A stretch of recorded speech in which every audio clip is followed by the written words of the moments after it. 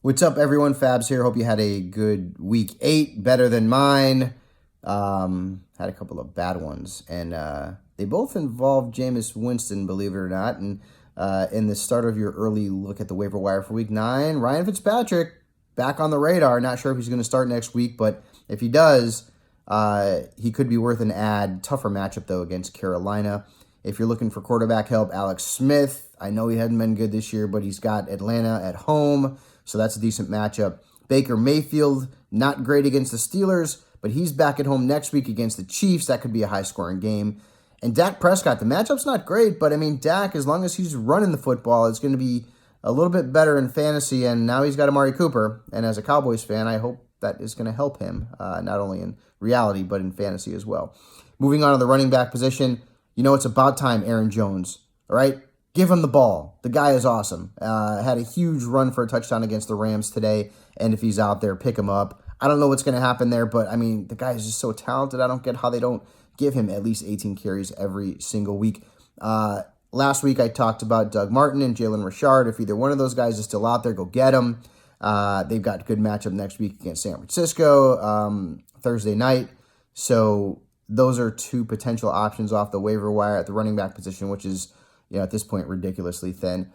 Moving on to wide receiver, easy one. I mean, Devontae Parker went nuts out of nowhere last Thursday night against Houston. If he's out there, go get him. The Dolphins have some injuries at the wide receiver position right now with Albert Wilson, Kenny Stills. So Parker is certainly worth a look at. And what about David Moore? 4 touchdowns in 3 games, and he's still out there because nobody believes in David Moore, including myself, I guess. But he's scoring points, and he's been better than Doug Baldwin, I can tell you that. So he is certainly someone to take a look at if you need wide receiver help. DJ Moore, really good game today for Carolina. And check this out, playing the Buccaneers next week. And I tell you on NFL Fantasy Live all the time that the Buccaneers can't stop slot receivers. DJ Moore is running about 50% of his routes out of the slot going into week 8. So he is a definite ad/sleeper this week, no doubt about it. Moving on to the tight end position, Jack Doyle back, but the Colts have a bye. So if you can afford to pick him up and stash him for the stretch run, then I would do it. But just keep in mind that the Colts are off coming up in week 9.